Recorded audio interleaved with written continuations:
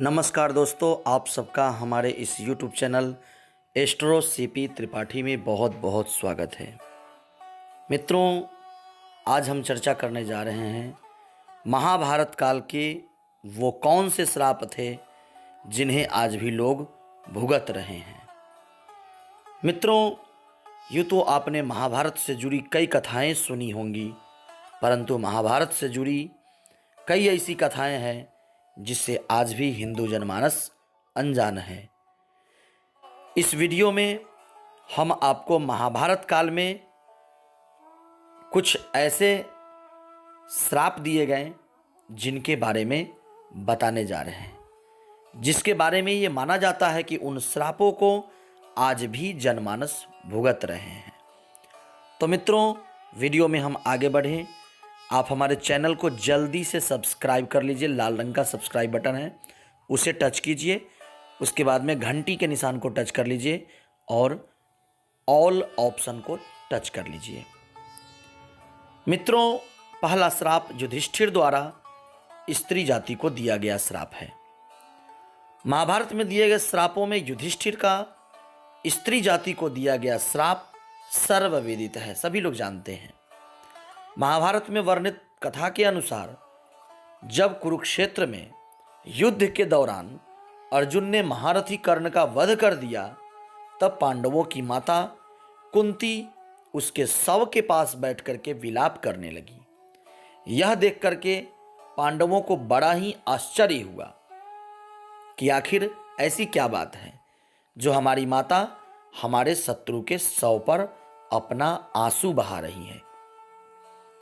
तब ज्येष्ठ पांडव युधिष्ठिर अपनी माता कुंती के पास गए और उन्होंने देवी कुंती से पूछा, माता क्या बात है जो आप हमारे सबसे बड़े शत्रु कर्ण के शव पर विलाप कर रही हैं। तब देवी कुंती ने बताया कि पुत्रों, जिसे तुम अपना सबसे बड़ा शत्रु समझते रहे हो, वास्तव में वो तुम सभी का सबसे बड़ा भाई था।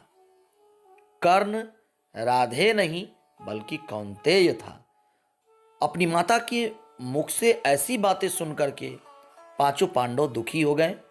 फिर कुछ क्षण रुक करके युधिष्ठिर अपनी माता कुंती से बोले, हे माते, ये बात तो आप सदा से जानती रही होंगी कि अंगराज कर्ण मेरे भाई थे, तब आपने हम लोगों को यह बात बताई क्यों नहीं? इतने दिनों तक ये बात आप छुपा करके क्यों रखी?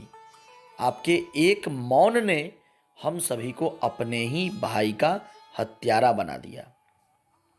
इसलिए मैं आज इस धर्म क्षेत्र कुरुक्षेत्र में सभी दिशाओं, आकाश और धरती को साक्षी मान करके सभी स्त्री जाति को यह श्राप देता हूं कि आज के बाद कोई भी स्त्री अपने अंदर कोई भी रहस्य नहीं छुपा पाएंगी। ये थे श्राप युधिष्ठिर के द्वारा। दूसरा श्राप श्रृंगी ऋषि का परीक्षित को श्राप। मित्रों, कथा के अनुसार 36 साल हस्तिनापुर पर राज करने के पश्चात जब पांचों पांडव द्रौपदी सहित स्वर्ग की ओर प्रस्थान करते हुए, तो उन्होंने अपना सारा राज अभिमन्यु के पुत्र परीक्षित के हाथों में सौंप दिया। ऐसा माना जाता है कि राजा परीक्षित के शासनकाल में हस्तिनापुर की सारी प्रजा युधिष्ठिर के शासनकाल की तरह ही सुखी थी। परंतु कहते हैं ना कि होनी को कौन टाल सकता है। एक दिन राजा परीक्षित रोज की तरह ही वन में आखेट खेलने को गए, तभी उन्हें वहां समीक नाम के ऋषि दिखाई दिए। वे अपनी तपस्या में लीन थे तथा उन्होंने मौन व्रत धारण कर रखा था, परंतु ये बात राजा परीक्षित को मालूम नहीं था। इसलिए राजा परीक्षित ने कई बार ऋषि समीक को आवाज लगाई, लेकिन उन्होंने अपना मौन धारण करके रखा।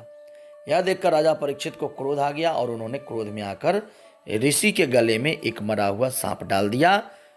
उधर जब यह बात ऋषि समीक के पुत्र श्रृंगी को पता चली, तो उन्होंने राजा परीक्षित को श्राप दिया कि आज से 7 दिन बाद राजा परीक्षित की मृत्यु तक्षक नाग के डसने से हो जाएगी।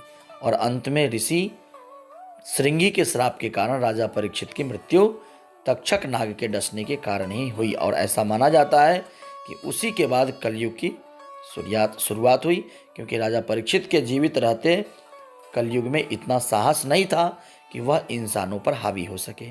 और राजा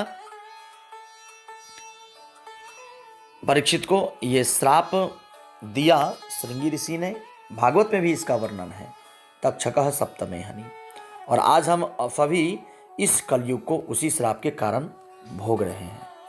मित्रों, तीसरा श्राप है श्री कृष्ण का अश्वत्थामा को दिया हुआ श्राप। महाभारत युद्ध के अंतिम दिन जब अश्वत्थामा ने धोखे से पांडवों के पुत्रों का वध कर दिया और बाद में बात का पता चला, जब पांडवों को इन बातों का पता चला तब पांडव भगवान श्री कृष्ण के साथ अश्वत्थामा का पीछा करते हुए महर्षि वेदव्यास के आश्रम में पहुंचे। पांडवों को अपने सामने देख अश्वत्थामा ने अर्जुन पर ब्रह्मास्त्र से वार किया। यह देख श्री कृष्ण ने अर्जुन को ब्रह्मास्त्र चलाने को कहा, जिसके बाद अर्जुन ने भी अश्वत्थामा पर ब्रह्मास्त्र छोड़ दिया। परंतु महर्षि व्यास ने बीच में ही दोनों अस्त्रों को टकराने से रोक लिया और अश्वत्थामा एवं अर्जुन से कहा कि क्या तुम लोग ये नहीं जानते कि ब्रह्मास्त्र के आपस में टकराने से समस्त सृष्टि का नाश हो जाएगा, इसलिए तुम दोनों अपने अपने ब्रह्मास्त्र वापस ले लो। तब अर्जुन ने अपना ब्रह्मास्त्र वापस ले लिया, लेकिन अश्वत्थामा ने महर्षि से कहा कि महर्षि, मेरे पिताजी ने इसे वापस लेने की विद्या नहीं सिखाई है, इसलिए मैं इसे वापस नहीं ले सकता। और इसके बाद उसने ब्रह्मास्त्र की दिशा बदल करके अभिमन्यु की पत्नी उत्तरा के गर्भ की ओर कर दी। यह देख भगवान श्री कृष्ण ने अश्वत्थामा को श्राप दिया कि तुम 3000 वर्ष तक इसी पृथ्वी पर भटकते रहोगे और किसी भी जगह किसी पुरुष के साथ तुम्हारी बातचीत नहीं हो सकेगी। तुम्हारे शरीर से पीप और लहू की गंध निकलेगी, इसलिए तुम मनुष्य के बीच नहीं रह सकोगे, दुर्गम वन में ही पड़े रहोगे। और इसी कारण आज भी ये माना जाता है कि अश्वत्थामा अभी भी जीवित है। अब हम बात करते हैं चौथे श्राप के बारे में, मांडव्य ऋषि का यमराज को श्राप। महाराज ये बड़ी सुंदर कथा है। महाभारत में ही मांडव्य ऋषि का वर्णन आता है। एक बार राजा ने भूलवश न्याय में चूक कर दी और अपने सैनिकों को ऋषि मांडव्य को सूली में चढ़ाने का आदेश दे दिया। परंतु जब बहुत लंबे समय तक भी सूली में लटकने पर ऋषि के प्राण नहीं गए तो राजा को अपनी भूल का एहसास हुआ तथा उन्होंने ऋषि मांडव्य को सूली से उतरवाया और अपनी गलती के लिए माफी मांगी। इसके बाद ऋषि मांडव्य यमराज से मिलने गए और उनसे पूछा कि किस कारण मुझे झूठे आरोप में सजा मिली। तब यमराज ऋषि से बोले, जब आप 12 वर्ष के थे तो आपने एक छोटे से कीड़े के पूंछ में सीख चुभाई थी, जिस कारण आपको यह सजा भुगतनी पड़ी। यह सुन ऋषि को क्रोध आ गया और उन्होंने यमराज से कहा कि किसी को भी 12 वर्ष के उम्र में इस बात का ज्ञान नहीं रहता कि धर्म और अधर्म क्या है, क्योंकि तुमने एक छोटे अपराध के लिए मुझे बहुत बड़ा दंड दिया है। अतः मैं तुम्हें श्राप देता हूं कि तुम शूद्र योनि में दासी के पुत्र के रूप में जन्म लोगे। मांडव्य ऋषि के इस श्राप के कारण यमराज को विदुर के रूप में जन्म लेना पड़ा। अब हम बात करते हैं 5वें श्राप के बारे में, अप्सरा उर्वशी का अर्जुन को श्राप। यह कथा उस समय की है जब वनवास के दौरान एक बार अर्जुन दिव्यास्त्र की खोज में स्वर्ग लोक गया। वहां उर्वशी नाम की एक अप्सरा उनके रूप एवं सौंदर्य को देख करके उन पर मोहित हो गई। फिर एक दिन उर्वशी ने अर्जुन को विवाह करने को कहा। तब अर्जुन ने उससे कहा कि मैं आपको माता के समान मानता हूं, इसलिए मैं आपसे विवाह नहीं कर सकता। इस बात पर उर्वशी को क्रोध आ गई और उसने अर्जुन से कहा कि तुम एक नपुंसक की तरह बात कर रहे हो, इसलिए मैं तुम्हें श्राप देती हूँ कि तुम आजीवन नपुंसक हो जाओ तथा स्त्रियों के बीच तुम्हें नर्तक बनकर रहना पड़े। यह बात सुनकर अर्जुन विचलित हो गए और फिर वो देवराज इंद्र के पास गए और उन्हें सारी बात बताई। उसके बाद देवराज इंद्र के कहने पर उर्वशी ने अपने श्राप की अवधि 1 साल के लिए सीमित कर दी। तब इंद्र ने अर्जुन को सांत्वना देते हुए कहा कि तुम्हें घबराने की जरूरत नहीं है। यह श्राप तुम्हारे वनवास के समय वरदान के रूप में काम करेगा और अज्ञातवास के समय तुम नर्तिका के वेश में कौरवों के नज़रों से बचे रहोगे। तो मित्रों, ये वीडियो आपको हमारा कैसा लगा, आप हमें कमेंट करके बताएं। और भी अच्छी अच्छी बातें हम आपको इस YouTube चैनल के माध्यम से बताएंगे। धन्यवाद।